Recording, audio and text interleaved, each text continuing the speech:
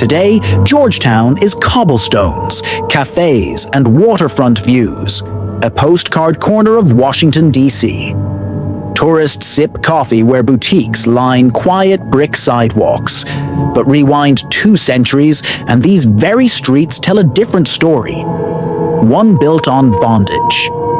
Behind elegant facades stood auction blocks. Along the wharves, ships carried human cargo. Men, women, and children sold, separated, and too often erased from history.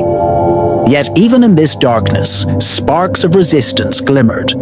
Escapes planned in silence, rebellions whispered in shadows. This is the hidden story of the Georgetown slave markets and the defiance of those who lived through them. The capital's past is not only marble and monuments, it is struggle, survival, and the shadows that shaped a nation.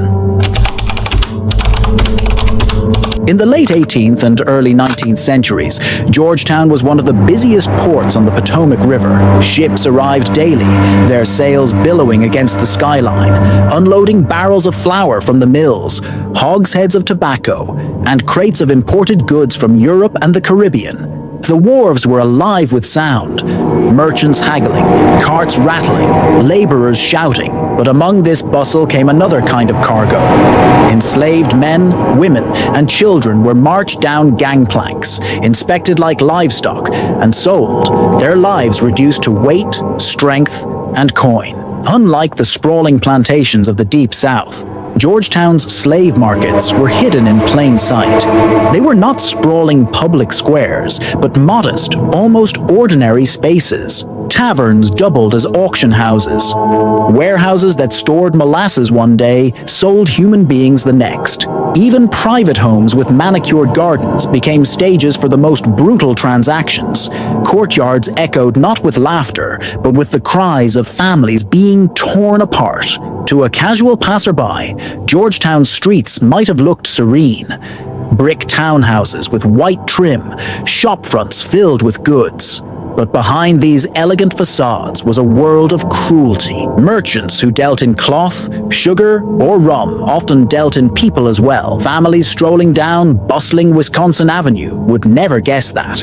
Just beyond the walls, a mother pleaded to keep her child, or a father begged not to be shipped south. The sale of human beings fueled Georgetown's prosperity. Profits from slave markets financed the construction of fine brick homes that still stand today, the establishment of schools that educated only some, and even the rise of churches whose pews filled with wealthy parishioners. Local officials, meanwhile, quietly sanctioned it all. Traders applied for licenses, fees were paid, and the town coffers grew. Enslavement wasn't a dirty secret. It was a respected business woven into the very fabric of the economy. Churches, too, bore guilt. While some clergy remained silent, others preached obedience from their pulpits, offering blessings to congregations that directly profited from bondage. Wealthy merchants prayed in the front pews, while their enslaved servants waited outside, barred from the very sanctuaries their labor had built. Behind Georgetown's polished image was a hidden network of profit and pain, a system that ensured the port town prospered. As traders counted their earnings, enslaved people counted their losses. Family members gone, futures stolen, freedom denied, all in the shadow of marble steeples and cobblestone streets that still line the capital today. To understand Georgetown's history, we have to look past the ledgers of merchants and into the lives of those who were enslaved. These men and women were the city's invisible backbone. Enslaved laborers built the very streets we walk today. They hauled stone from the quarries, raised timber for new homes, and loaded barrels of flour onto ships bound for distant ports. Their sweat fueled Georgetown's economy. Women carried equal burdens, though their work was often confined behind closed doors. They cooked meals for wealthy households, tended fires through long winters, laundered clothes until their hands cracked, and nursed the children of the very families who claimed to own them. In many cases, they raised these children alongside their own. never knowing if, one day, their own sons or daughters would be sold away. Children, too, bore the weight of bondage. Some carried water, ran errands, or tended stables. Others worked the docks, learning hardship before they learned play.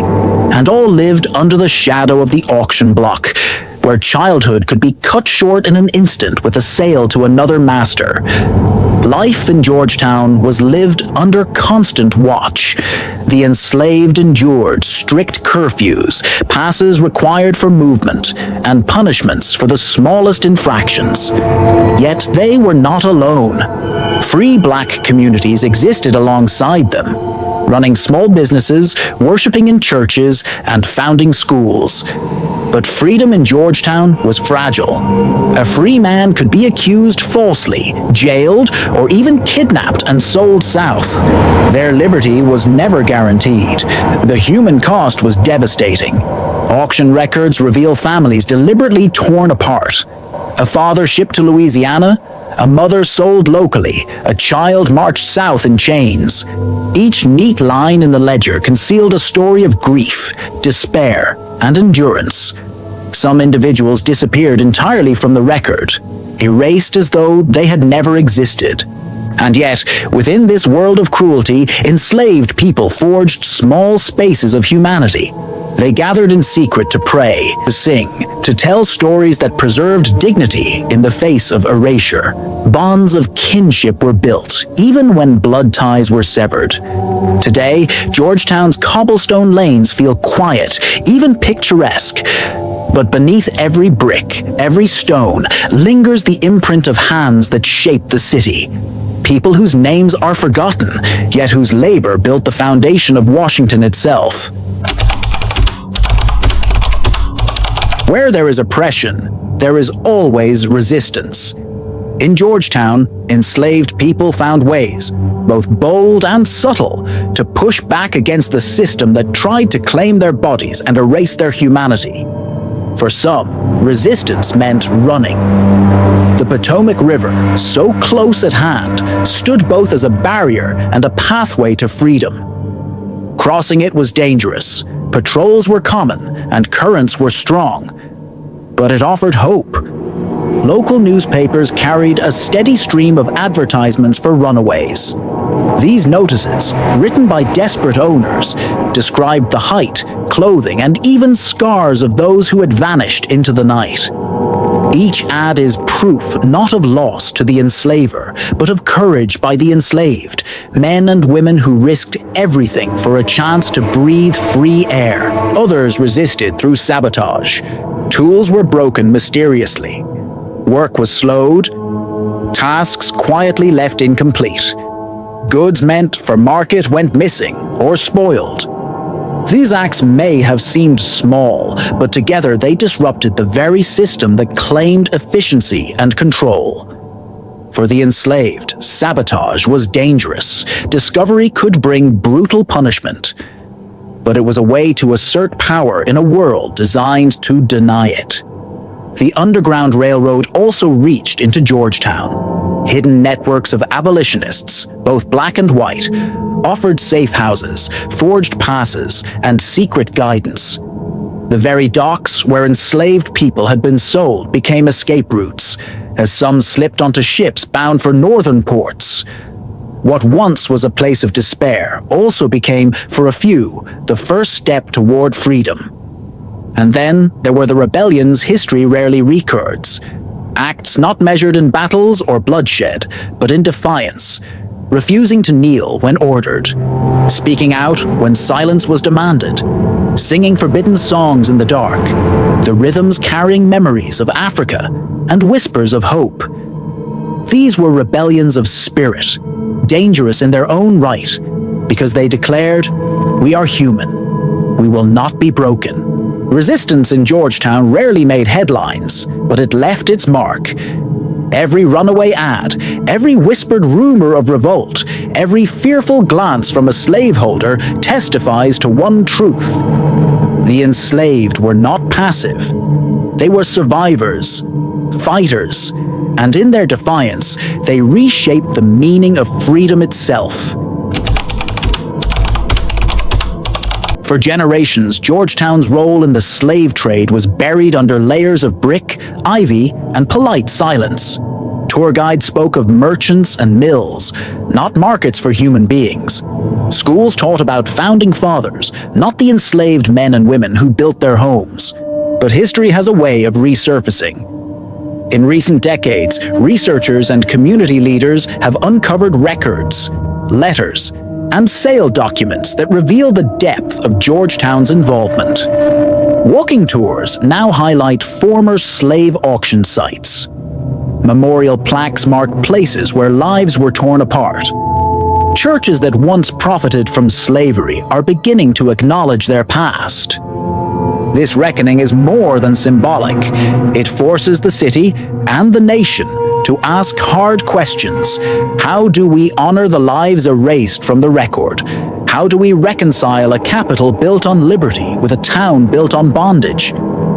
Georgetown's identity today is shaped not only by its cobblestones and row houses, but also by the shadows of those who were forced to build them. The story of Georgetown's slave markets is just one chapter in the hidden history of Washington, D.C. Beneath the monuments and marble lies a past of pain, struggle, and resilience. By facing these shadows, we understand the city and the nation more fully. What other stories remain untold? What other hidden histories shape the capital? Subscribe, share, and join us as we continue to uncover DC's forgotten past. Because only by telling these stories can we honor those who lived them and ensure their voices are never silenced again.